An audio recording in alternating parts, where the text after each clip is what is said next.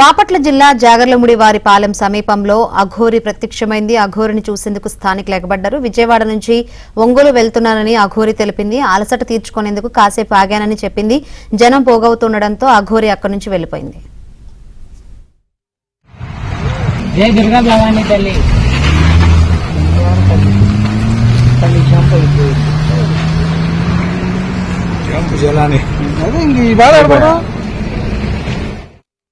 విజయవాడ నుంచి ఒంగోలు వెళ్తున్నానని అఘోరి తెలిపింది. అలసట తీర్చుకునేందుకు కాసేపు ఆగానని చెప్పింది. జనం పోగవుతుండటంతో అఘోరి అక్కడి నుంచి వెళ్లిపోయింది. జై దుర్గా భవానీ తల్లి.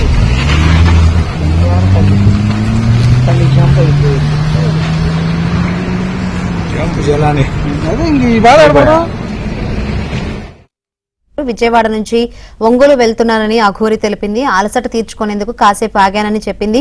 జనం పోగవుతుండటంతో అఘోరి అక్కడి నుంచి వెళ్లిపోయింది. జై దుర్గా భవానీ తల్లి.